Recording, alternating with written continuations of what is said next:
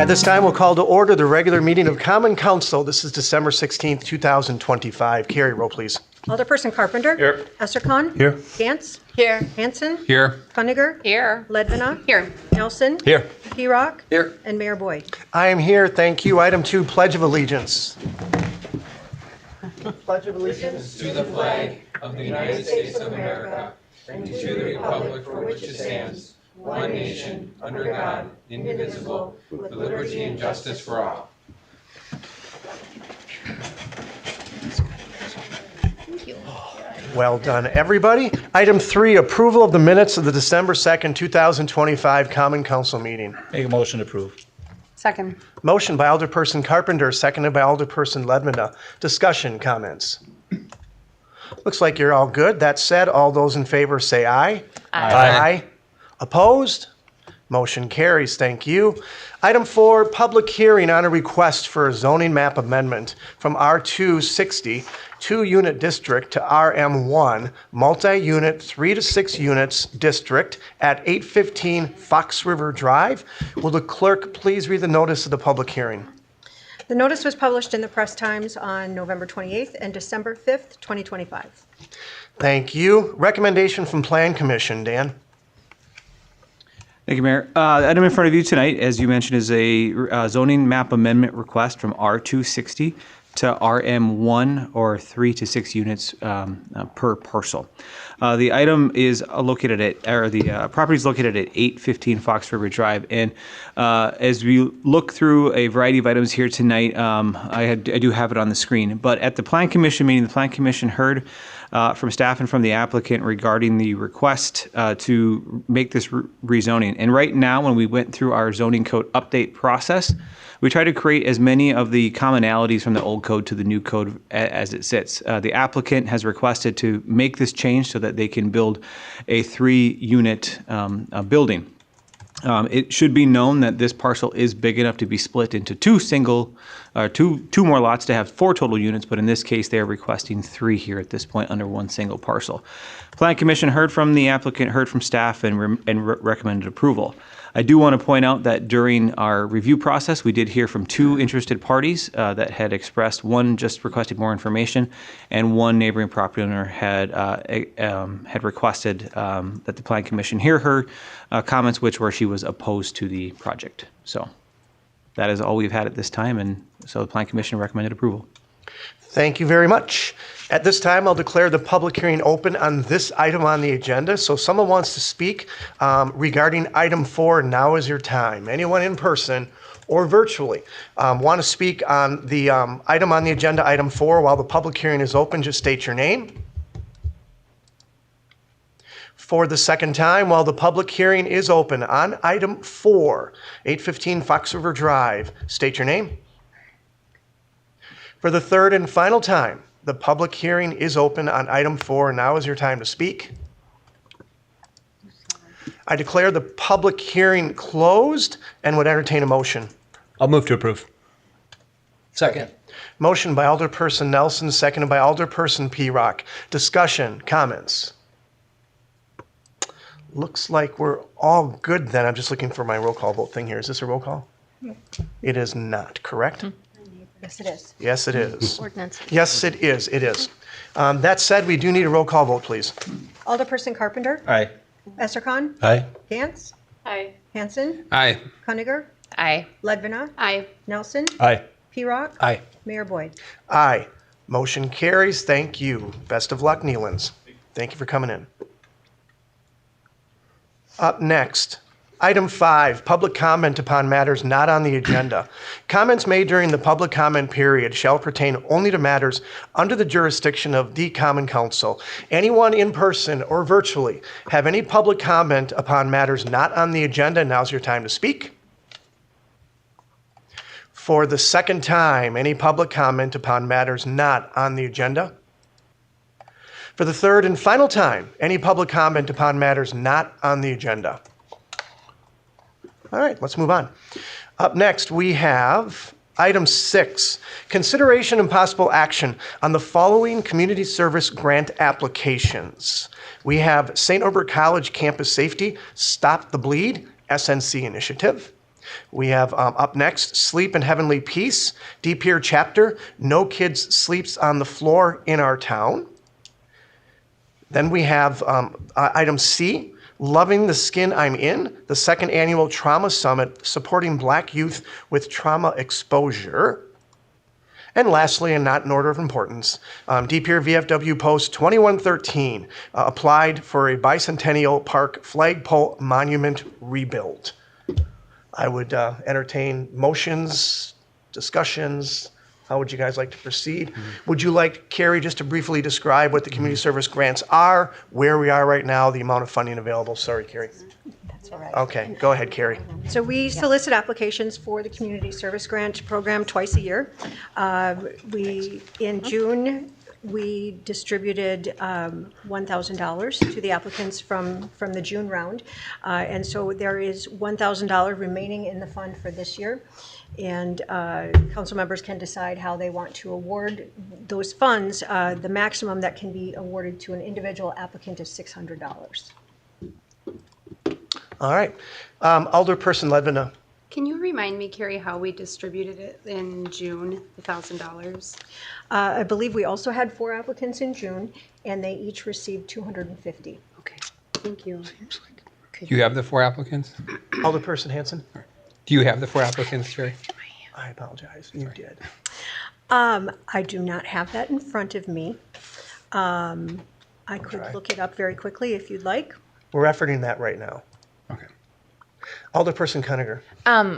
Can you remind us, I know Sleep in Heavenly Peace has been awarded this before, maybe even twice, and maybe Loving the Skin I'm In, but I can't remember. Can you refresh my memory on who has been granted before, the frequency, and how far back? The 3 of the 4 applicants have been awarded funds previously. The only new one this time is the St. Norbert Stop the Bleed initiative. So I believe that Love in the Skin I'm In and Sleep in Heavenly Peace have both received grants 3 or 4 times. And the VFW Post possibly 3. Thank you. So very similar.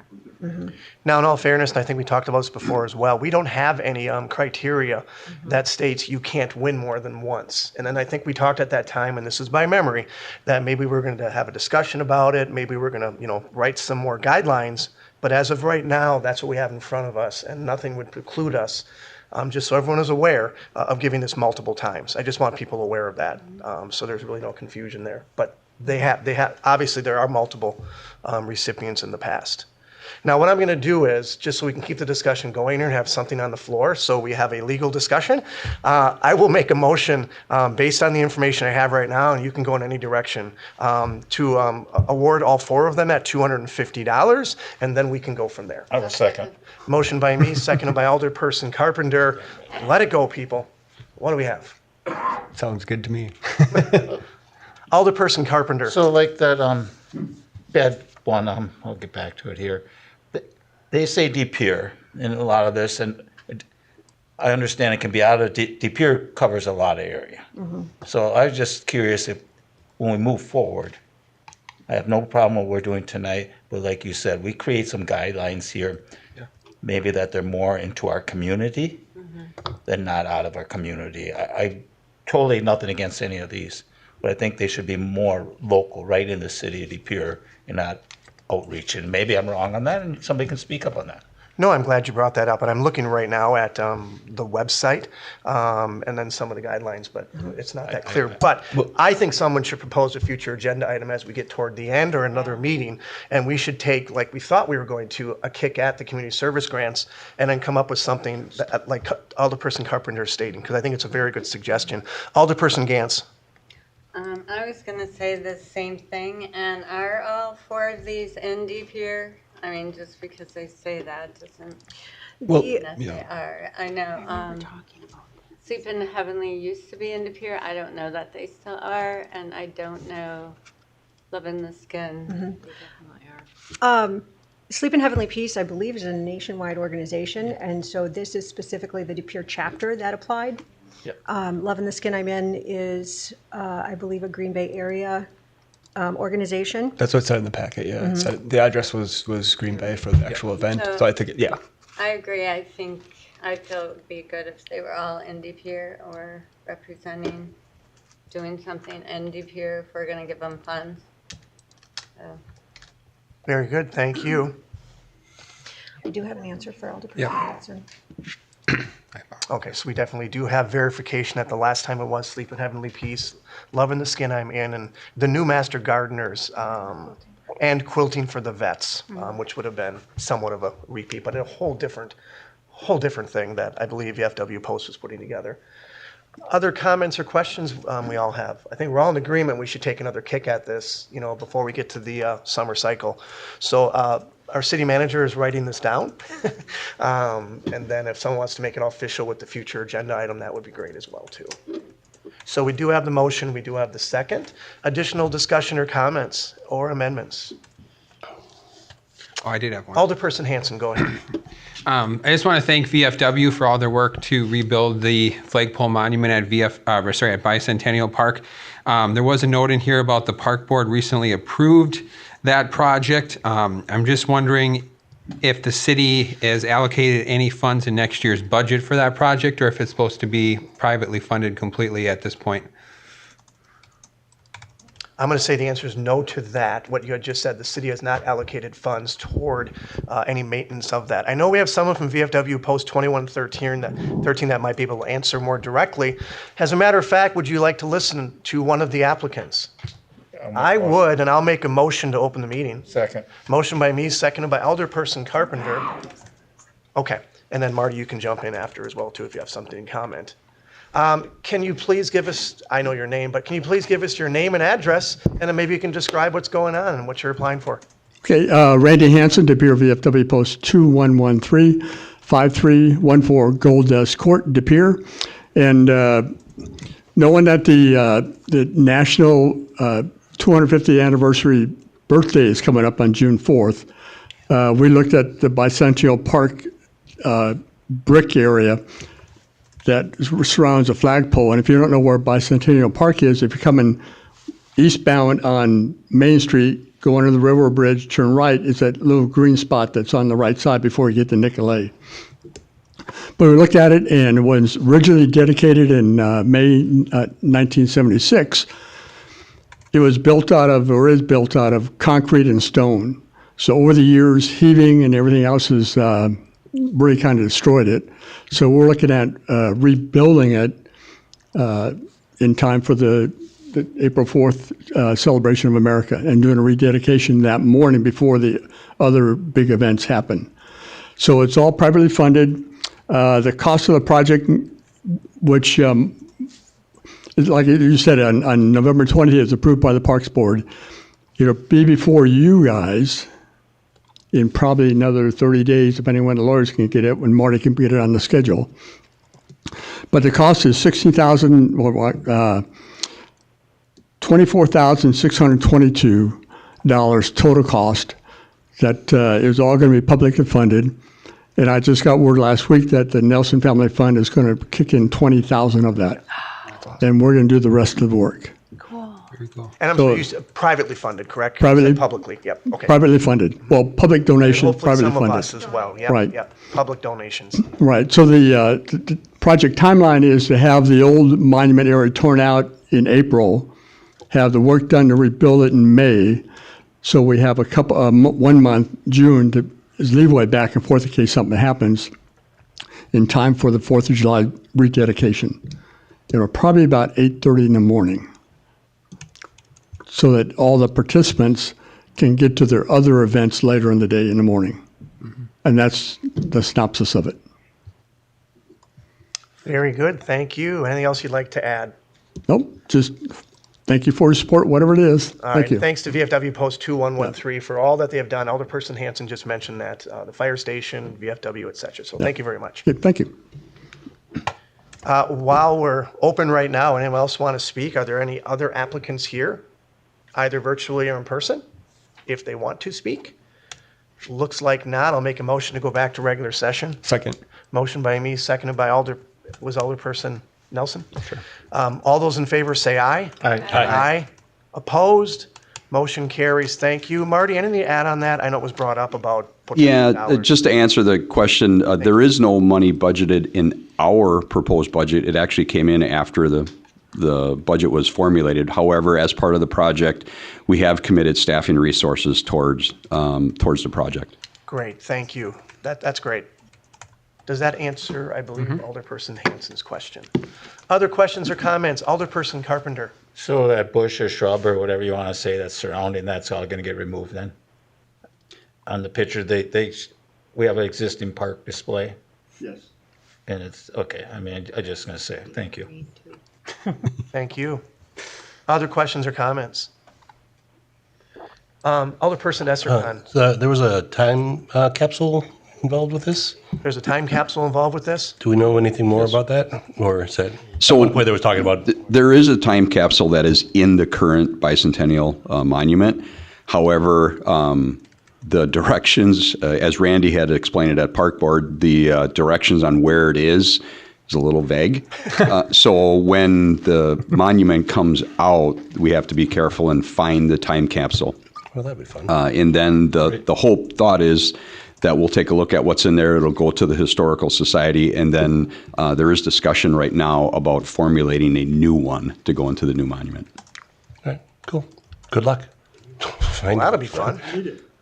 Other questions, comments? Now, I've been told we can suspend the rules and approve all the applications with one roll call vote. So technically, I made a motion to approve all of them. So if everyone's okay with that, and the seconder is okay with that, that's what we will do. Everyone all good? Okay, so we're gonna have a roll call vote approving all of them. So roll call vote, please. Alderperson Esserkan, Aye. Gantz, Aye. Hanson, Aye. Cuniger, Aye. Ledvina, Aye. Nelson, Aye. Pirock, Aye. Mayor Boyd, Aye. Carpenter. Aye. Motion carries. Thank you. Thank you for coming in. Item 7, recommendation from the Board of Public Works on city engineer parking and traffic recommendations. I'll move to approve. Second. Motion by Alderperson Nelson, seconded by Alderperson Carpenter. Discussion, comments. Looks like we're all good. That said, all those in favor say aye. Aye. Opposed? Motion carries. Thank you. Item 8, recommendation from the Board of Public Works on 2026 private full-length sanitary sewer lateral reimbursement rates. I'll make a motion to approve. Second. Motion by me, seconded by Alderperson Pirock. Discussion, comments. Alderperson Carpenter. Yes, I'd just like to make anybody that has one that wants to be replaced, this is a good deal. I want the public to know this, and 'cause sooner or later, you're gonna have to replace these things. So you only got so much money, and if you get your name in, otherwise you get pushed down to another year, and it's not guaranteed to go on. So I'm just telling people that they should maybe wanna do this if they can. Very good comment, and very good reminder. Thank you for that. Other questions or comments? All right, looks like we're all good. That said, all those in favor say aye. Aye. Opposed? Motion carries. Thank you. Item 9, consideration and possible action on updates to the Tax Refund Intercept Program, TRIP, agreements with the Wisconsin Department of Revenue. Move to approve. I'll second. Motion by Alderperson Hanson, seconded by Alderperson Gantz. Discussion, comments. Looks like we're all good. That said, all those in favor say aye. Aye. Opposed? Motion carries. Thank you. Item 10, presentation on Pere Ice Arena condition and future direction. I'll preface this by stating that there has been some ongoing discussion the last year or so regarding the Pere Ice Arena. The Ice Arena is a little aged, 50 years old. This conversation actually started with former city manager, administrator Larry Delo, and then we decided to pause for a bit to get our current city manager on board. We had several discussions with the user groups, some of whom are here tonight, individually, and then collectively in the last, I'll say, 6 months. And then to this end, we have a presentation and possibly have some discussion regarding the ice arena. So it's pretty well done. Some of the alders, so the people at home know, also toured the ice arena. And those that have not will still have that opportunity as well, too. So this is in response to the Ice Arena facility condition assessment we had back in 2024. So our Parks Director, Marty Kasabucky, our Parks, Recreation, and Forestry Director, will take us on a little tour right now. Marty, it's all yours. So right away, my apologies for putting a halt to a rather quick meeting. So, The thickness of that art. yeah, I know it. So anyway, as the mayor mentioned, we've been working on this for quite a while. And as most, if not all of you know, we did a condition study of the Ice Arena. So this presentation is to lay the groundwork as well as provide you valuable information on where we are with the Ice Arena. There it worked. So here's what we're going to talk about in the presentation. We basically have 4 different areas. So we're going to talk and give you a little bit of background of the Ice Arena. That's going to cover a pretty wide range. I'm not going to be able to tell you everything, but it's going to cover a lot of different things. We're also going to talk about the capital. So as far as the facility goes, we're going to talk about the capital improvements that have been done over the years, which is a vital component.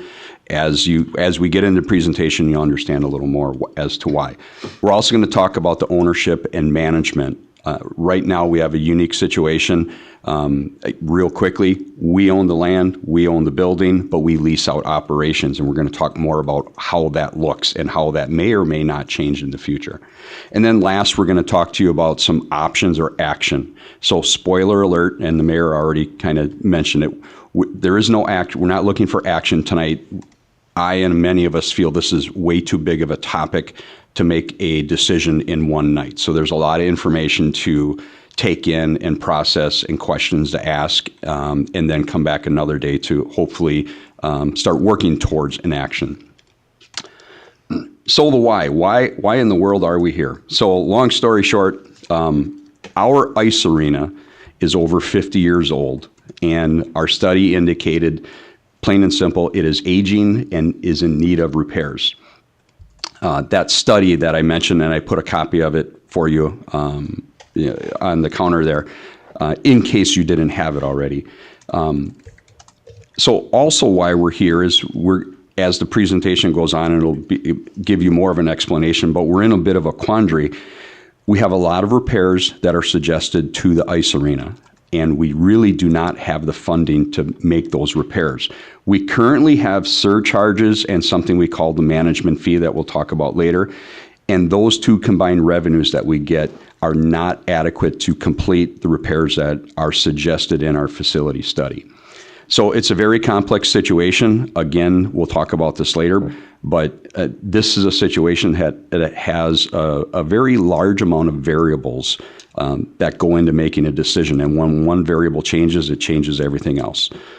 So that is why we're here. Who uses the ice rink or the De Pere Ice Arena? So we have it in basically, there's 3 different boxes, if you will.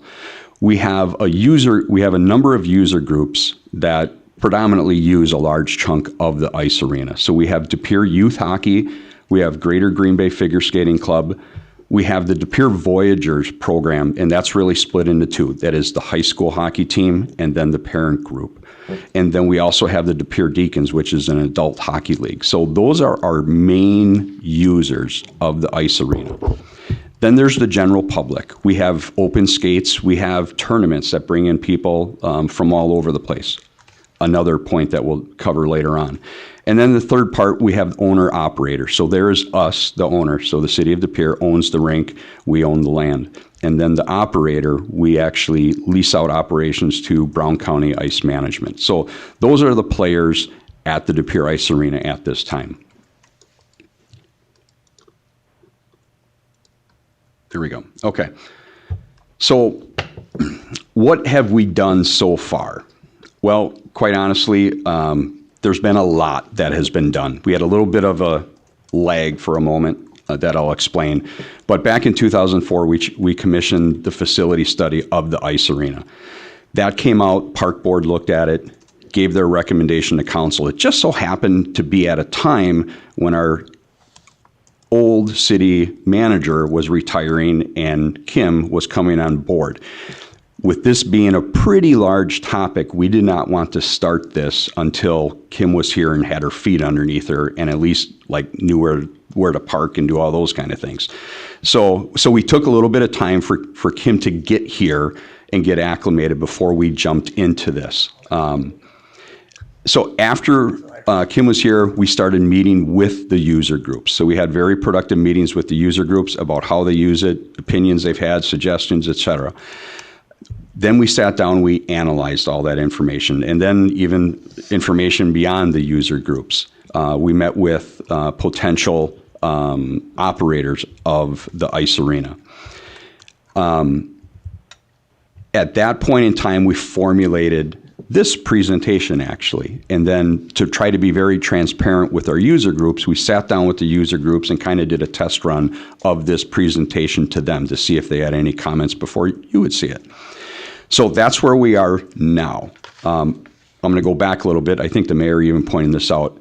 The park board as well as the council had been offered and many tours were given. So what we wanted to do is have you be able to physically see the ice arena. Some of you know it exists. Some of you maybe haven't been in there for a year. Some of you maybe haven't been in there for 5 years. So we wanted the opportunity to show you the ice arena and the condition that it's in and problems that are there.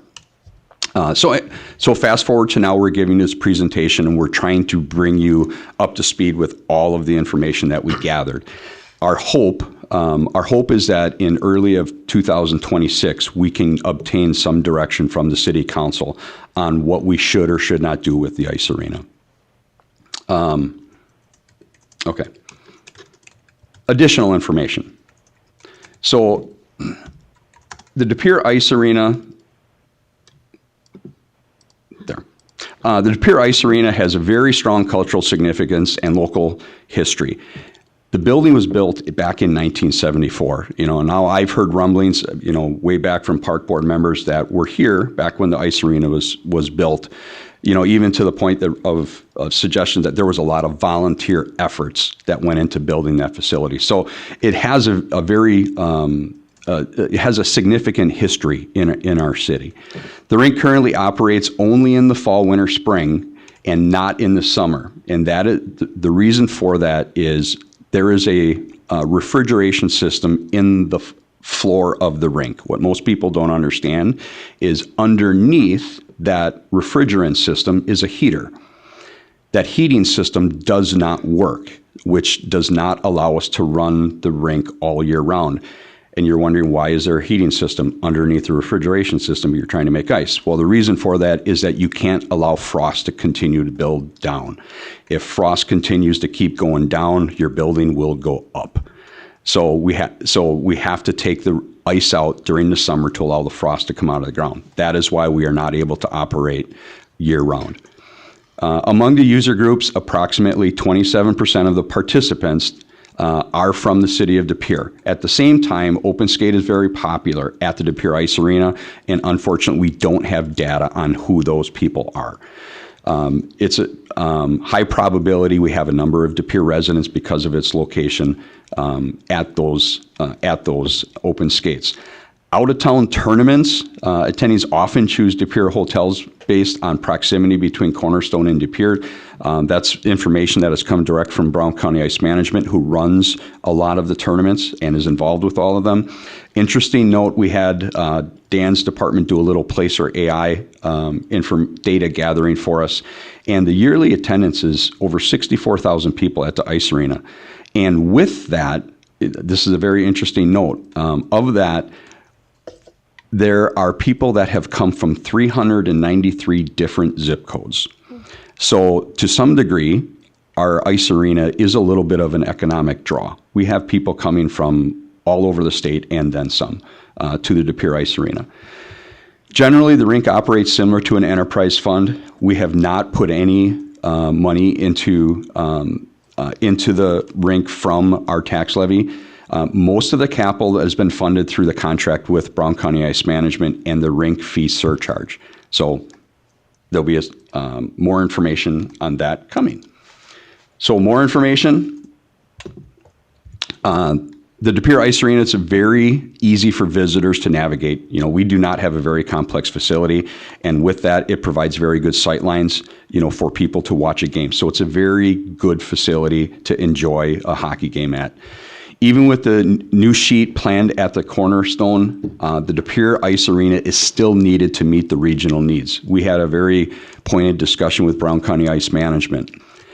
Even with their new rink, their best guess is they could handle maybe up to 30% of what we have. So that would mean 70% of what is offered at the De Pere Ice Rink would not have a home if the De Pere Ice Arena would not exist. So that is a kind of a discouraging stat.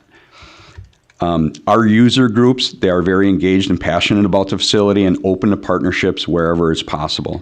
We've been meeting with all the groups, and to the credit, you know, De Pere Voyagers has really stepped up over the last probably 6 months. They've become very active. You'll be seeing something coming soon. They are looking at trying to do a fundraising effort at the rink, in addition to a donation that they have already given. So kudos not only to Pere Voyagers, but to all of our user groups for being very passionate about the facility. If renovations are pursued and complete, there are options for future maintenance. So we'll get into that more.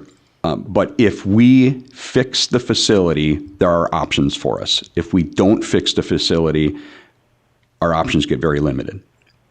And there's also possible untapped revenues, but you know, everything that we'll share with some of these new revenues, nothing's going to be a cure-all. I'm not going to give you some idea that's going to make $1 million and we'll be able to fix everything and everything's great. So, but there are certain avenues that we possibly can tap into. So, on to facilities and capital improvements. So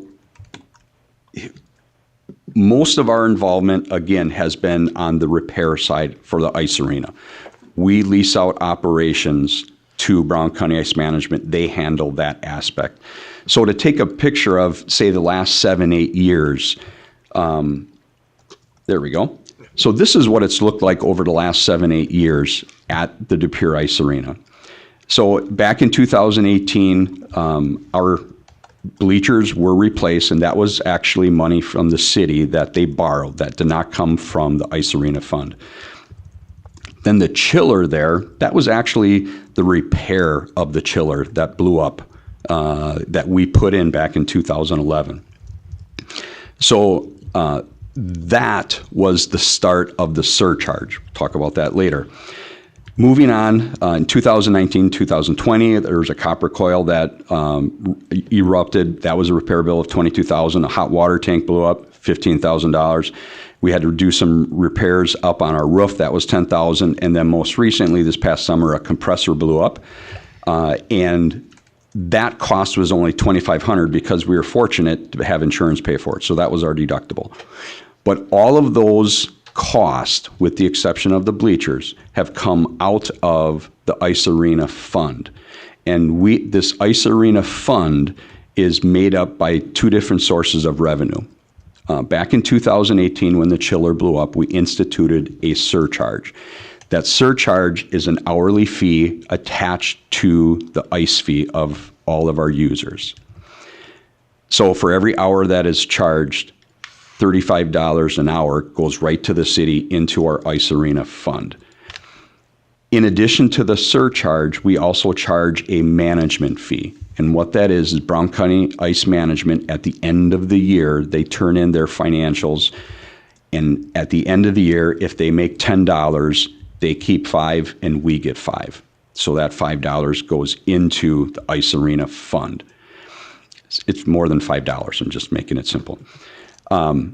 Currently, our Ice Arena Fund is at about $104,000, $284 above $104. So you would say, why isn't it more? Well, the reason it's not more is because of the items that we've had to fix over the years. But when the chiller blew up back in 2018, the agreement was we would implement a surcharge, and the surcharge would pay back to the city, the repair of the chiller. So that is why we don't have a lot more in there than what there should be. Murray, you just want to maybe just mention right now, just interrupt. The Brown County Ice Management takes care of stuff under $10,000. Yes. Just so everyone's aware Yep. of that. And then we take care of stuff above that. Yes, Okay. yeah, and we will cover that again, Come but that that's a good later, point. But I 'cause- thought, right now, I may as well say it because they're going to ask about that. Yep. So, yeah. So, not to, Alderperson Carpenter? so Sure. can I interrupt you on the chiller part? How far are we on that? Is that going to be in the presentation later? Of that debt paid off yet? Yes, that debt was actually paid off right around in 2002. Okay. Yeah, approximately. 22? Yes, approximately. So I don't have the exact I think you number. said 2002, that's what they're saying. So 2022. Oh, I'm sorry, 2022. You're going back Sorry. in time on us here. Sorry. They're Yeah, it was listening. paid off before it They ever are all started. listening, for the record. That was your little Sorry. game. Okay, so again, we'll cover this a little bit later in the management, but with our agreement with Brown County Ice Management, they take care of all capital repairs that are under $10,000. Anything that is over $10,000 or over, the city is responsible for taking care of under our agreement with Brown County Ice Management. Clear as mud, right? Okay. All right, so moving on. So this slide, so we talked about what we have done for repairs to the ice arena. This is what was outlined in our study as far as priority items. This is not making a suggestion of what we should do or what path we should take. This is just a slide to show you the items that our consultant identified as high priority or items and lower priority items. So they were established in basically four different priorities. 4 and 5 were essentially the same thing. So you can see in priority 1, items that were recommended to fix within the year cost about $260,000. Then priority 2, $770, priority 3, $341, priority 4 and 5, $760. So if you look at one of the magic takeaways of this particular slide and a couple others that you'll see is if you look at what's in our ice arena fund and look at the cost of repairs, they don't match up very well. So we have $109,000 coming in and we have $260,000 of repair. And our ice arena fund doesn't replenish that quickly. So we have a challenge. Okay, so moving on, now this slide, this starts talking a little bit about what our study recommended. So our study recommended 3 different avenues to fix the problem at the ice arena. The first option was a $2 million option, and that was simply to repair the facility as is and implement ADA required changes. So for instance, one of the changes that if you start doing a major renovation, we have to bring certain things up to ADA compliance. One of them was that we need a restroom on the main floor in the lobby. So that was an added cost. So if you look at a $2 million repair, this makes it a year-round facility, by the way. And this is just for example's sake. But if we were to borrow for 20 years, our payment would be $155,000 per year. So if we go back to what we have, that doesn't match up. So if we go to the second option, and the second option that our study recommended was a $4 million option. I'm going to use the 80-20 rule. About 80% of this isn't perfect science, but about 80% of our problems at the ice arena were in 20% of the facility. So the front part of the facility that included the lobby, the upstairs, and the locker rooms had many and most of our problems. If you were to rip off the front of the ice arena and replace it, and then fix the items that are in the arena itself, it would be about a $4 million price tag to do that. So if you were to borrow $4 million, it would be about a $315,000 a year payment. The other option that they threw out there was to basically throw a stick of dynamite in the facility and start over. So that is, you're looking about a $10 to $15 million facility. And quite honestly, I don't think it pays to spend a lot of time talking about that option unless someone walks through the door with a check for $5 million and they want to name it. So, we probably won't spend a lot of time with that option. Okay. So what we talked about just recently was, again, the capital side of things, and then what it would cost to fix, based on the study, what it would cost to fix. Now, I want to give you a little bit of a history and understanding of our management. So, here we go.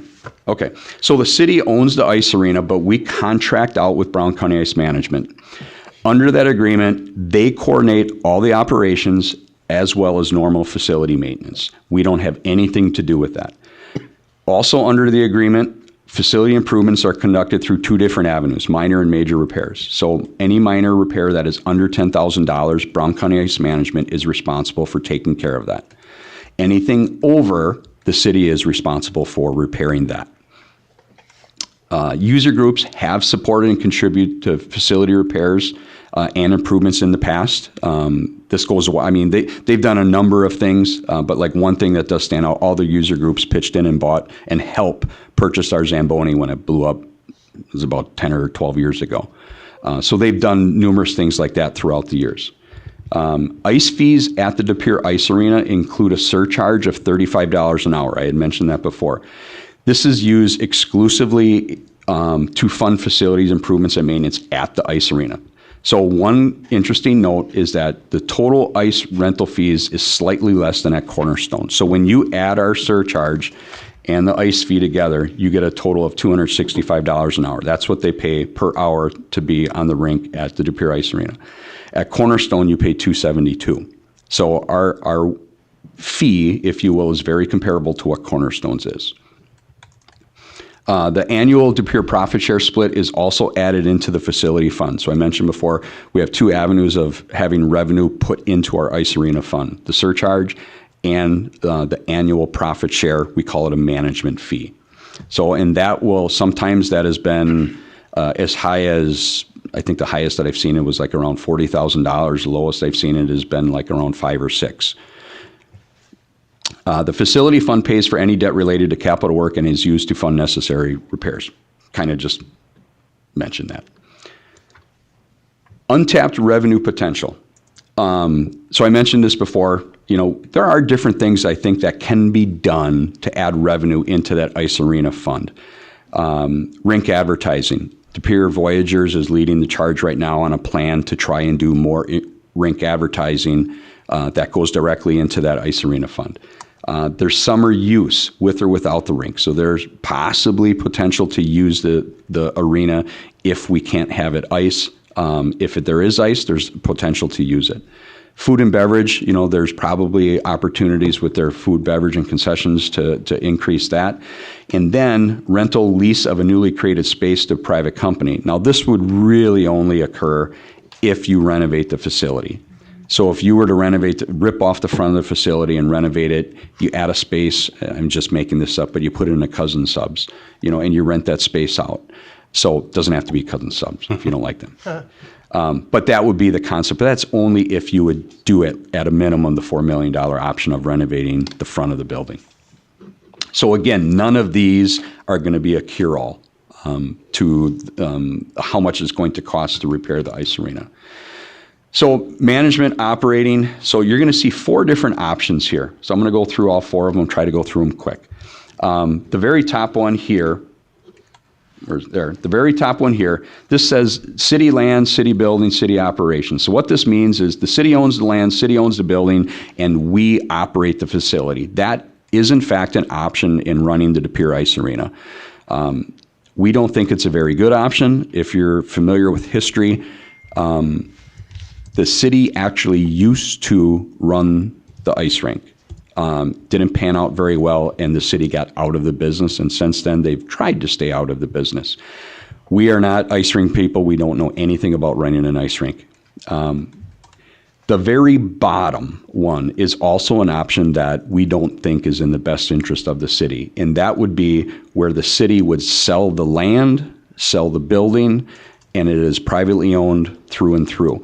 This causes a number of problems. One, it probably causes problems with the running of the facility because you no longer have control. They could be charging $500 an hour for ice. Next thing you know, it's not an ice arena. It also causes problems for us because our park is there. We have a park facility that's there. We have a boat launch facility that is there. And selling that would likely have an impact on the use and operation of the balance of the park. So we don't think that is in the best interest of the city. The two options that we have circled, the city, the top one, the city owns the land, city owns the building, and we lease out operations. That is the current format that we are in right now. Another option that could be considered, that we think could be in the best interest of the city, if the variables are right, the city would own the land, but then we would sell the building, and therefore a private group would own the building and operate it how they so choose. The cornerstone facility in the village of Ashwaubenon, that is the agreement that they have. So the village of Ashwaubenon owns the land, Cornerstone owns the building, and they operate the facility. It's worked okay from my perspective. So that is an option. However, it's probably not an option unless the facility is fixed in some manner. So I don't know if anyone's going to want to buy the building in its current condition. Okay, moving on. Oop. So the how. So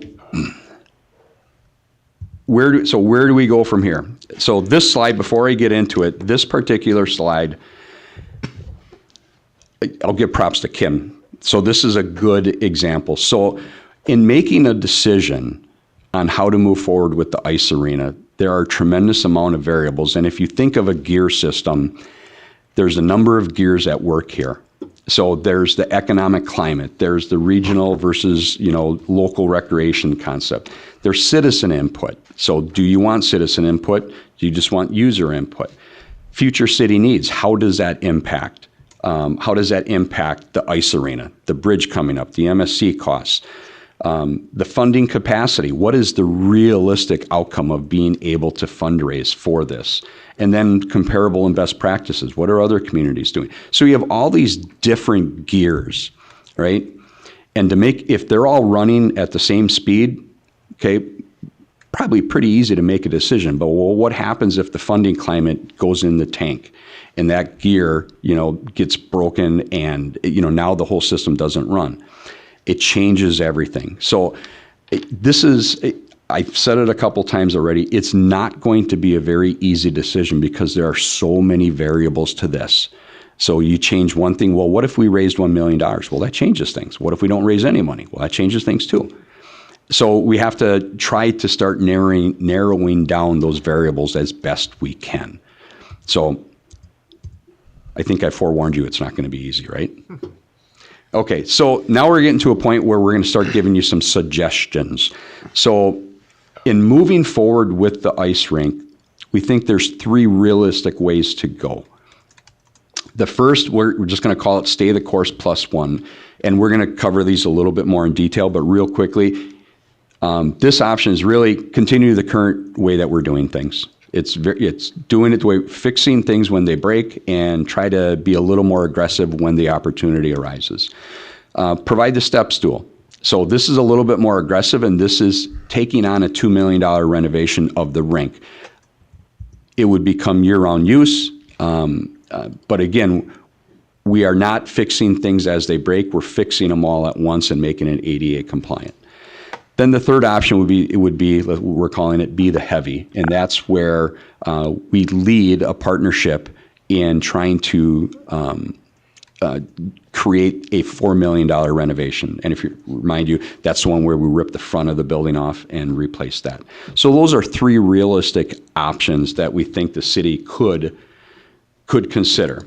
All right, so stay the course +1. So we work through our priority list, the facility needs, and as funds are available, we fix stuff. So we provide a coordinated fundraising information to our user groups, increase fundraising opportunities where we can. So this could include the banners that I've just referenced to you that the De Pere Voyagers are working on, as well as some of the other avenues we can for revenue. So we can research and look at off-season revenue, so the non-ice options for the facility. We continue with the contract with an outside operator per the contract. We evaluate and amend the contract as necessary do an annual meet. It's in our agreement right now that we do an annual meeting, so which is a good thing. So no annual general fund dollars. So really, it's doing what we're doing right now, with the exception of where opportunity arises. We try to either help with fundraising or fix something, anything of that nature. So feasibility and financially, it's the easiest, safest way to go. Facility longevity, it's the riskiest. We have a lot of old things, and if things break at the wrong time, it could render the facility not usable for quite a while. So it is the riskiest in that respect. So the next option would be provide the step stool. This is the $2 million option. So we would try to map out a partnership scenario to pursue the $2 million option. So what that looks like, there's fundraising component, bonding, and revenues to equal our $2 million project. So we put this in here just as an example. But with the $2 million project, say we would look at trying to fundraise $1.25 million. That would leave about $750,000 for the city to bond. So that gets us to our $2 million. At $750,000 debt at over 20 years, that's about $60,000. That's roughly the amount of money that we bring in surcharge and management fee. So there's some variables to that, but now all of a sudden, well, maybe that's doable. So the current surcharge fee plus new revenues I just covered that. Sorry about that. So some annual general fund dollars may be required until renovation is complete. And then with the $2 million, we certainly evaluate our maintenance and ownership options for the ice arena. The next one is, as we called it, be the heavy. So this is that $4 million option. So this includes making sure that the facility is year-round and used year-round. So again, fundraising, bonding, and revenue. So what can we do to make it, how much do we have to fundraise, how much do we have to bond in order to get to that $4 million? Again, an example, if we were to suggest that we need to fundraise $1.5 million, then the city would borrow $2.5. Okay, that gets us to our $4 million. Over 20 years, we would need to fork out $196,000 a year in bond payment. So again, going back to a couple times I said, our surcharge and our annual revenue doesn't match that. So the city would have to be involved above and beyond what we get for the ice arena fund. So anticipated general fund dollars at a higher level, what I just referenced there. And we would certainly want to evaluate the maintenance and ownership options for the facility if we're going to put that amount of money into it. So if you look at this, feasibility, it's complicated. And the reason we say it's complicated, all these variables that can change. Do you raise $1 million? Do you raise $3 million? So all of that changes. So financially, it's complex for the same reason that I just mentioned. Facility longevity, it is easily probably the best and safest route, because with $4 million improvement to the facility, most of it is being replaced, and it should last for a nice long time. So administrative effort is going to be complex, but it's certainly, I think it's doable. So those are our three options. So here's some key takeaways through all of our research and everything that we looked at. So the facility has a strong cultural and historic significance to the city of De Pere. From the user perspective, De Pere offers a great fan experience as well as participant experience. Facility creates an economic draw. As I referenced back to, we had 65,000 attendance with 393 people coming from different zip codes. User groups are very engaged and passionate about the facility. The facility provides needed ice space in the region, even if Cornerstone finishes their 5th rink or whenever they finish it. If renovation is desired at this time, the $2 million option is likely the most achievable. Changes to the policy ecosystem could change and likely would change directions and options. And lastly, the direction is, with one of the things that we will need to do is we will need to look at direction as far as our contract currently with Brown County Ice Management. Right now, our agreement ends with them in the spring of this year. So it is likely that we're not going to have a solution, over the next couple of months, but we do need to decide what will we do with Brown County Ice Management. So those are key takeaways. So action direction, here's kind of what we're looking for. Again, we're not looking for an action tonight because this is too big of a project. But what policy direction does the city want to move in? So there's really, we gave you 3 options, but there's always 4 other. But stay the course +1, provides a step dual, and be the heavy. Those are the 3 that, as we looked at all the options, we think those are the 3 options that possibly likely the city could best execute. I always put in other because maybe there's something that hasn't been thought of. Then the second part is the status and direction of the current operation of the contract. We would recommend, from the staffing perspective, we would recommend extending the contract with Brown County Ice Management for at least, for 1 year. I sure hope we have a direction within 1 year. But I would not recommend to go out for RFP simply because there are really not that many groups that are interested in running this particular rink, and no one likely wants to be involved in the rink until it's fixed. So that would change everything. So those are the action and directions that we are recommending. You'll notice I did not recommend, or we're not bringing up right now, any discussion about how we operate the facility, simply because that can change based on what we do with the rink. So we're not talking about should we sell the rink, should we keep it, should we run it. So that I think comes later after we decide what we do with the rink. And if I remember correctly, these are, I know I was, but I didn't want to. One of her kids. Yeah, these are one of Kim's kids skating at the ice rink. Oh, it's so cute. So at this point in time, I need to take a drink of my bye because my tongue is dry. But any questions you might have, and I know some of our user groups are here. I don't know if they would like to chime in, but now it's All right. open. Yeah, really Debbie Downer there, Mighty. Sorry. 35 minutes, but I warned you. very, very, very important information that we definitely needed. I really want to thank you, Kim, everyone else that helped put this together. I know we all worked on this. So you got a really comprehensive, transparent look at what we're up against. That's the first thing. Secondly, I know we kind of glossed over, some city challenges moving forward, but the residents need to hear this, and so do the user groups as well. We're looking at the Southbridge connector. We're going to be in for about $30 million. We're looking at the Main Avenue, Reed Avenue repair, which the city will be in for about $8 million. This is all within the next 5 years.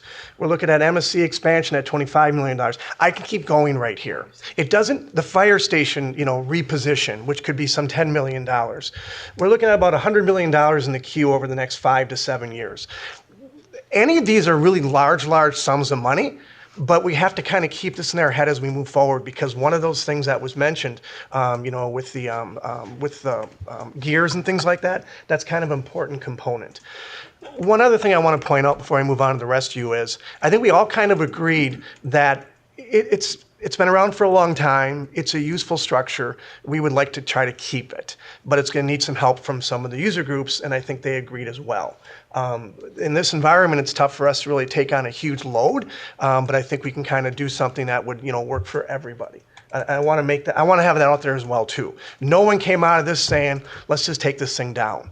And I think we made that very clear with the user groups, and I think they understood that, and that we're trying to work together to try to keep this going here. So I wanted that on the table up front as we kind of move forward, and then talk about these options as we move forward. Kim, something you want to add before I take some questions or comments? No, I just want to thank Marty and the team and all the user groups, because they took their time to meet with us both individually and together so that we could pull all this information together. Very good, thank you. And the last thing, I think you did see that this would, take a lift on the user groups, and the city as well. But our hope is that we'd be made whole, because this is risk for the city, but it's something we think is beneficial for everybody. So let's take your comments. Again, it's presentation discussion only. We're making no decisions tonight, and it will come back. So let's go. Alderperson Hanson. Yeah, Marty, I'm wondering if there's possible hybrid option between the 2 and the 4 million. So for instance, when I toured it, the locker rooms are definitely something that could be, or need of repair. Is it possible to make some renovations of the front half of the building without completely ripping it off for 4 million? The short answer would be yes, but I think it becomes a complicated way or it becomes complicated to answer that accurately, because as soon as you start doing major renovations, you have to bring everything up to ADA compliance. Well, you're going to stick a lot of money into making things ADA compliant, and then is your end product what you want, for 3/4 of the cost of building it brand new? Does that make sense? Yeah. Okay. And then you mentioned in here the fundraising. Just wondering your thoughts on how the partnership would look between the city and the user groups when it comes to the fundraising. The mayor and Kim and I have met with the user groups, and myself a lot longer. And I think all of our user groups are willing to do whatever they can, to help. So, what does that exactly mean when it comes down to a final decision? That I don't know, and that only the user groups can answer. But what I do know is that, right now, it's very apparent our user groups are very passionate about that facility, and they are willing to do whatever they possibly can. Alderperson Carpenter. So on the $4 million project, that's not the favorable one, if we were to move that direction, we have to do more research, because if you're going to go that direction, you've got to want to have feelers out there that somebody may step in to do what the things you all said on there. I'm just saying, if it's we own everything, they lease it out, or or however it is, and you have a contract. So, like you said, this is a big project, but that would be one way I would actually feel to try to get feelers out there. Somehow you got to have connections somewhere. Those groups, Marty, yourself, staff here should have some connections out there, and said, if we invest this kind of money into this facility, what do we get back, and how we can lease it out, and hopefully you can come up with a good contract or deal. You know what I mean? That's good for everything. We got swimming pools, we can have ice facilities. And to answer that a little bit here, again, all options are on the table. And part of the reason doing this is to get exposure out there for this. Obviously, they're aware that we're looking for, some potential donor, and there are naming opportunities. And maybe this will open some doors for us as well, too. So that's part of what you're saying, but it's part of what we're thinking as well. That's what I'm trying to say. I'm not. Absolutely. We don't. You stated everything we have already spent. The bridge isn't going away. The Main Street isn't going away. That's all stuff that's already in the plans. Those wheels that's all down the road. That's money spent. We can't back out of any of that stuff. So we have major things like you just stated there. But I'm just trying to say and it's going to take a lot of legwork. This is not a simple project. No, but and everything. By the way, to answer one thing here, because one of the recommendations was to extend the contract for Brown County Ice Management, which expires in May, for an extra year, which would give us more breathing space. Rather than having that time crunch right in front of us, give us time. Now, we don't want a decision right now, but I will potentially have a future agenda item or have something added in a future meeting in the very near future to extend that and push that out without going to RFP, at least at this time, to give us more breathing space so we can make this very important decision. So that's something I'm going to recommend either as a future agenda item today or for certain within the next couple of weeks. And that's just a thought, because this is a pretty important decision that involves a number of groups. Other thoughts and comments you all have, again, keeping in mind, we're going to come back again in January, February-ish, or whatever that time is, but we want to hear your input. And you can give input anytime, by the way, from now until whenever we talk again. Alderperson Gantz. I agree. I think that I would be for moving the contract out another year. Good. And again, that'll be more formal, no final decision right now. So then it would essentially be status quo for that year to give us some breathing room and then decide. Absolutely. Well, we can make a decision before that time, but it does give us breathing room. Yeah. And the extension of the management, we could still pursue one of these other paths. It just locks in the management for that year, because what we do know, one thing we learned through our conversations is there might be some options on the table for management and ownership, but not until the work is done. So there's going to be a space, even if we had an enormously successful fundraising campaign and we were able to do the $2 million, there's time there where the rink will still be operating. We still need a manager. Sure. Yeah. Just thanks. Has a lot of great information to digest. So thank you.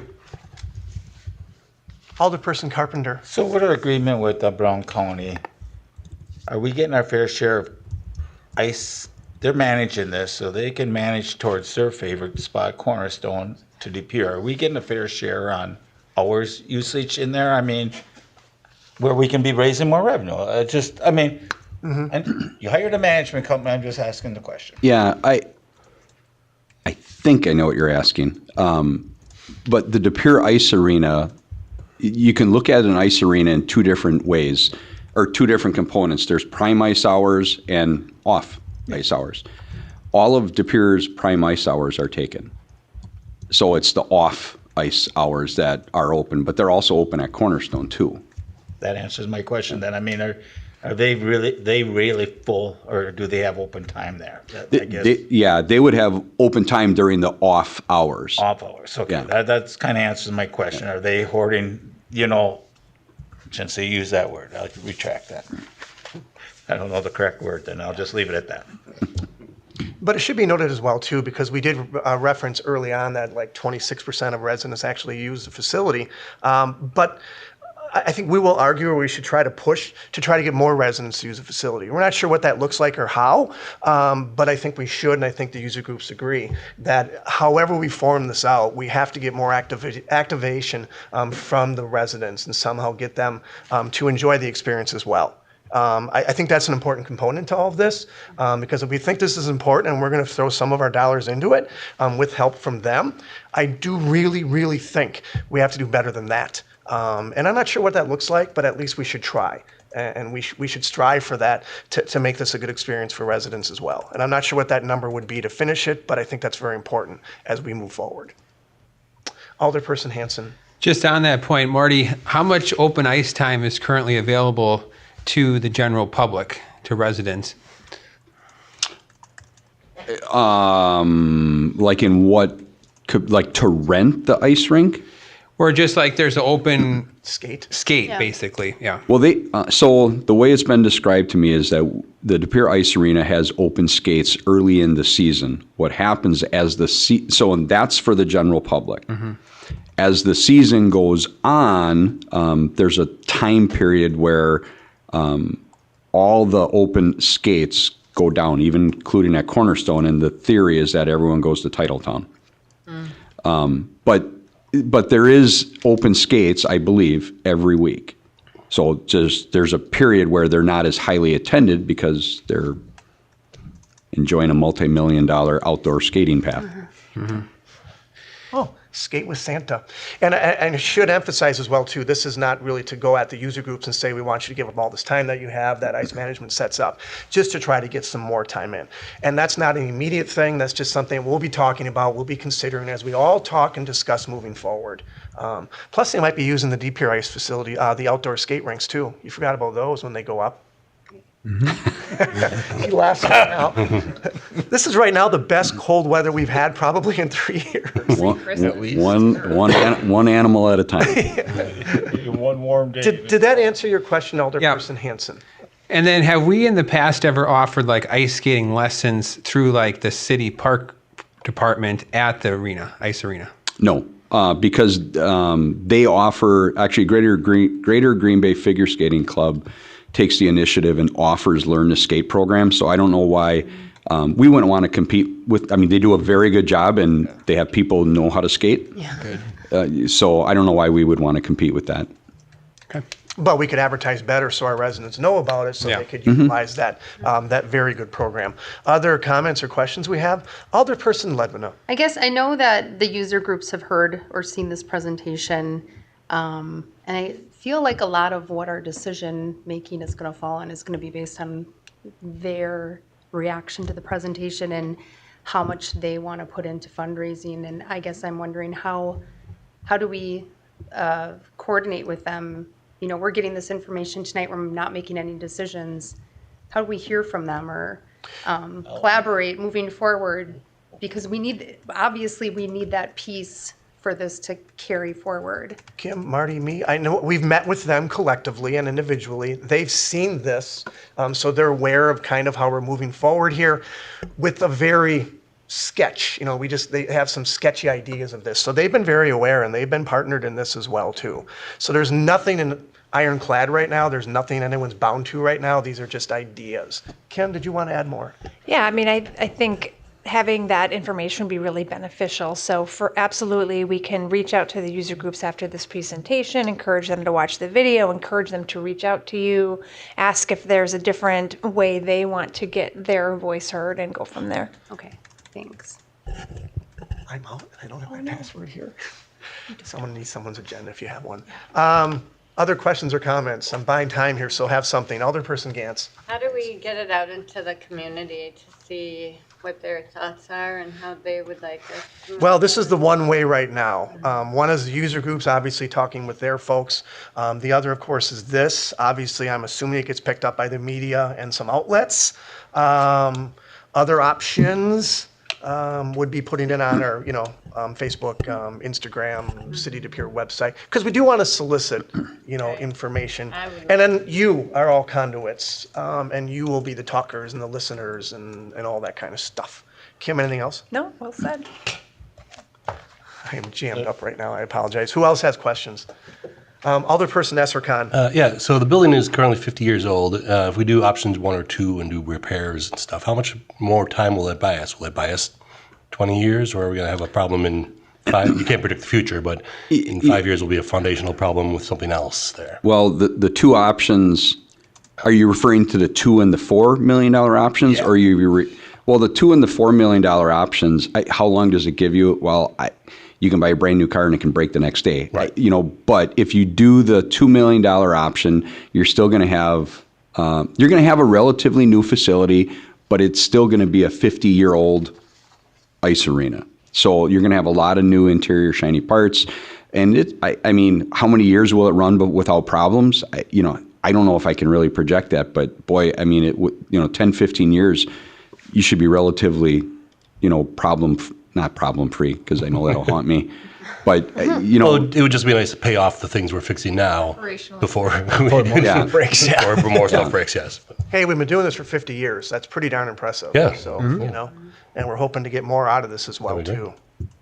Other questions, comments? Alderperson Lebena. I guess I'd be curious to know what the user groups would think too of us increasing the surcharge, maybe significantly, to kind of match up and meet up with that, like at least the $2 million option. Well, the $2 million, go on that one again. Say, for example, if we have status quo $35 user group surcharge, I think with the $2 million option, Takes in 60. if I'm not mistaken, and the ice time gets us pretty close to. Yeah, I thought it said it took in about 60 with the 35. Is that, if I remember right? Yeah, so if there was $1.25 million raised and the city borrowed $750,000, approximately, you're about a $60,000 per year. And this is, of course, one scenario, right? If you had a major donor and you had $1.5 million, like all of that changes the game on the debt issuance. With that question, also note we are a little bit lower than Cornerstone today, so there's some market pricing to consider, right? At what point would market price for ice time be a detriment to our ice time v. Cornerstone's? And that would be something we want to talk with the user groups and the operator about as well. That's true. And increased surcharge could be a fundraising mechanism for the user groups as well. Well, right, because we still have this magical donation that's part of all of these equations that I'm wondering, like, where is that going to come from? Yep.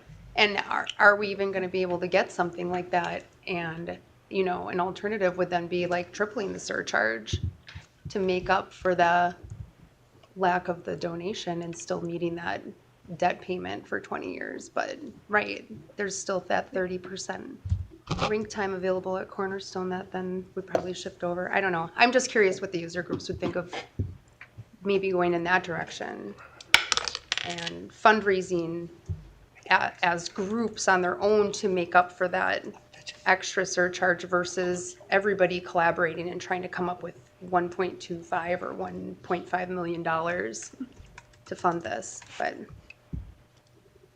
And as part of this too, we can also go back to the user groups as a post conversation prior to another conversation, which I think they would probably appreciate as well, because they're seeing this and they might have other ideas. Again, it's a very candid, transparent conversations we've had, and we obviously want to do that again too. Alderperson Gantz. Can we rent it out to Disney on Ice? Because we have a business in town with contacts. That's true. That could be our fundraiser. I'm not even sure what to say to that. You don't have to say anything. I'll be quiet. I'm not sure they would. Maybe I'm not sure they would want that. Let's start charging parking fees. Hey, any- Again, this is why we're talking right now. So we'll write everything down and we'll have additional conversations before we move forward with anything. Good question. Anyone else? Really good questions, very good comments. I really appreciate the user groups showing up as well. And again, like I said, we will have additional dialogue prior to us bringing anything else back. So we can promise you that as we go forward here. I think we have agreement on one thing here, though we're not making decisions. A $12 to $15 million build is most likely out, and we're probably pursuing the other options as we go forward here. Can we? Yeah. What's that? We're not giving up on the facility. The big takeaway is we're not giving up on the facility, which I've said a few times, and I think they heard that as well. That is the biggest takeaway. However, if someone's listening here or picks up on this and they have $12 to $15 million and they want their name plastered on the building, it is theirs. We'll still own the land, of course. That's the other option. So this is your job, JP. This is what you're working on. You're welcome. Other questions, comments from anybody? And again, this was very good, and this is very good information that Marty's been stewing on for the last couple of years and been badgering Larry and myself. What are we going to do? What are we going to do? This is actually like your D-Day right now. You're pretty happy about this, aren't you? Oh, it's only beginning, man. Well, thank you, everyone. Thanks for showing up again. We will be talking prior, so we promise you that, okay? Thank you. Thank you. Thank you, everybody. I got this right here now. My computer went belly up here, so we're going with a paper. School. 11:16, okay. Thanks for the presentation. Thanks for showing up. You don't have to stay here for the rest if you don't want to. It's going to go for a We while. all have to. It's equally as riveting, I promise you. Thank you. We will be talking. Equally as exciting. Thank you. Item 11, Resolution 25-128 regarding fees for 2026 services. I'll move to approve. Second. Motion by Alderperson Nelson, seconded, I believe, by Alderperson P-Rock. Carpenter. No. Alderperson Carpenter, I totally apologize. You can give it to you. Computer's not good, ears have gone, I've got my paper. That's old age. So we have the motion and second. Any discussion, comments on item 11? All right, let's have a roll call vote, please. Alderperson Gantz. Aye. Hanson. Aye. Hunniger. Aye. Ledvina. Aye. Nelson. Aye. P-Rock. Aye. Mayor Boyd. Aye. Carpenter. Aye. And Estercon. Aye. Motion carries. Thank you. Item 12, Resolution 25-129, designating public depositories and authorizing withdrawal or disbursement of city monies. Move to approve. I'll second. Motion by Alderperson Ledvina, seconded by Alderperson P-Rock, just because I was looking that way. Discussion, comments? We're all good. Roll call vote, please. Alderperson Hanson. Aye. Hunniger. Aye. Ledvina. Aye. Nelson. Aye. P-Rock. Aye. Mayor Boyd. Aye. Carpenter. Aye. Estercon. Aye. Gantz. Aye. Motion carries. Thank you. Item 13, Resolution 25-130, approving state debt collection agreement with the State of Wisconsin Department of Revenue. Make a motion to approve. I'll second. Motion by Alderperson Carpenter, seconded by Alderperson Gantz. Discussion, comments? Looks like you're all good. Roll call vote, please. Alderperson Hunniger. Aye. Ledvina. Aye. Nelson. Aye. P-Rock. Aye. Mayor Boyd. Aye. Carpenter. Aye. Estercon. Aye. Gantz. Aye. Hanson. Aye.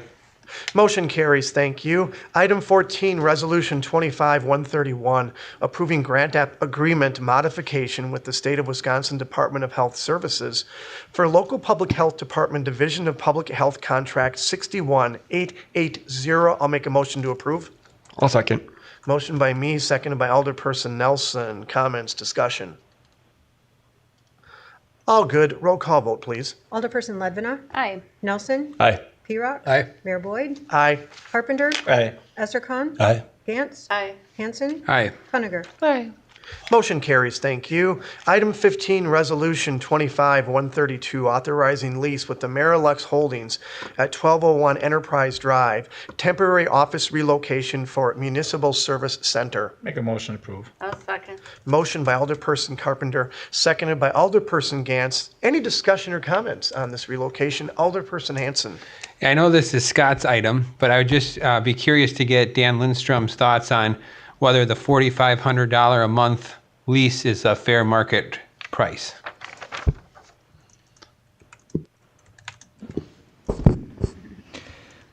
It's hard, what I would say, to give you every item is equal, I guess you'd say. Every building's different. Every part of our business park is different, and that is, I guess you'd say, part of a business park, that location. That office, the age of the facility is also a significant factor. What facilities are in the building are also a factor. So I'm not going to say yes or no to it. I will say that the group has gone out to multiple different parties, and I would say it was within range of others, I guess you would say. So I'm not going to say it's out of line or in line, because every project is different. And so Yeah. no red flags, if that's what you're looking for. Okay. Other questions or comments for the relocation? That said, roll call vote, please. Alderperson Nelson. Aye. P-Rock. Aye. Mayor Boyd. Aye. Carpenter. Aye. Essercon. Aye. Gantz. Aye. Hanson. Aye. Cuniger. Aye. Ledvina. Aye. Motion carries, thank you. Item 16, Resolution 25-133, authorizing Miron Construction to award parking access and revenue control systems, Contract 11.12 to Amano McGann in the amount of $108,844, and to award Caulking Contract 7.90 to Caulking Plus in the amount of $52,667 related to the construction of a public parking ramp on parcel ED 875, 230 North Wisconsin Street, De Pere, Wisconsin. Move to approve. That's all. Yeah, I'm exhausted. I'll second. Motion by Alderperson Nelson, seconded by me. It's a mouthful for our new potential parking ramp. Discussion, comments. I just have a question. Alderperson Nelson. Is it typical that we have a contract just for caulking? Is that? So the issue is, as we went through the bidding process, so Miron is our construction manager at risk. We did the first bid, which was strictly just the precast panels, and that was to get them in the pipeline because they take a long time. Second one was the bulk of everything else, and we anticipated everything else coming in that second bid package. The problem is there was only one vendor, I believe, for caulking, and they ultimately did not meet the bid requirements, and so therefore they were voided from that process. Okay. And then the other one was the parking access and control systems, PARCS systems. That one didn't make it into that second round at the time, so there was no responses on that one either. So we had to go out for a third one to account for those two other items. Now that company could then reapply to make sure that their bid was correct this time, because a lot of times I think almost every single disqualification was because they didn't do a bid bond. Almost every single one of them. So in this case, it afforded the opportunity to go back out. Now, obviously, we've already done the guarantee maximum price amendment with Miron, but we've made allowances for these two items inside of that one, and they're within those allowances. Tolerances. Good. Thank you. Thank you. Other questions or comments? All right, looks like we're all good. Roll call vote, please. Alderperson P-Rock. Aye. Mayor Boyd. Aye. Carpenter. Aye. Essercon. Aye. Gantz. Aye. Hanson. Aye. Cuniger. Aye. Ledvina. Aye. Nelson. Aye. Motion carries. Thank you. Item 17, appointment of election officials for the 2026-2027 election cycle. Make a motion to approve. I'll second. Motion by Alderperson Carpenter, seconded by Alderperson Nelson. Discussion, comments.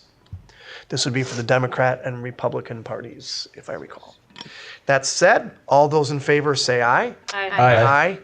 Opposed? Motion carries. Thank you. Item 18, appointment to the Board of Health by Mayor Boyd. Julie Massey, term to expire December 2026. Move to approve. I'll second. Motion by Alderperson Hanson, seconded by Alderperson Cuniger. Discussion, comments, other than my thanks for Julie to agreeing to serve. I know Crystal's very excited about that. In the agenda packet, for those at home, and obviously the alderpersons that have seen it, is a nice bio on Julie and her passion for health services, and she'll be a great addition for the Board of Health. That said, all those in favor say aye. Aye. Opposed? Motion carries. Thank you. Item 19, consideration and possible action on the acquisition of parcel WD-387-1. The council may convene in closed session pursuant to Section 1985 LE, Wisconsin statutes for purposes of deliberating or negotiating the sale of public properties, investing of public funds, or conducting other specified public business as necessary for competitive or bargaining reasons. The council will thereafter reconvene in open session pursuant to Section 1985-2 Wisconsin statutes to take action on items discussed in closed session, if appropriate, and to consider the remainder of the agenda. I will make a motion to go to closed session. A second. Motion by me, seconded by Alderperson Ledvina. I believe that's a roll call vote. Can we eat our food at No, we closed session? can't. Mayor Boyd. Aye. Carpenter. Aye. Estercon. Aye. Gantz. Aye. Hanson. Aye. Cuniger. Aye. Ledvina. Aye. Nelson. Aye. P-Rock. Aye.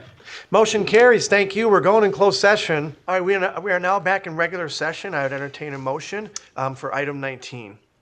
Alderperson Ledvina. I'll make a motion for staff to proceed as directed in closed session. A second. Motion by Alderperson Ledvina, seconded by Alderperson Gantz for item 19. Does this require a roll call vote or just a voice vote? Any discussion or comments on that motion? That said, all those in favor say aye. Aye. Opposed? Motion carries. Thank you. Up next, future agenda items. Does anyone have anything? Alderperson Carpenter. Yes, on the community service grant applications, I'd like to have that as a future agenda item to decide how we're going to cipher out our funds. Very good, thank you. I'm not sure if that goes to finance personnel, but they'll figure out where it goes and it will come back. Other future agenda items? I can make a second one on the Brown County, or the leasing of the agreement, if you want to bring that for a future agenda item. Let's do that. Let's, a future agenda item for consideration, the contract for Brown County ice management. We have both of those? Very good, thank you. Thank you. Other future agenda items, anybody? I will then make a motion to adjourn. I'll second. Motion by me, seconded by Alderperson Nelson. All those in favor say aye. Aye. Aye. Aye. Opposed? Motion carries. Thank you. We're officially adjourned. Happy holidays, everyone out there.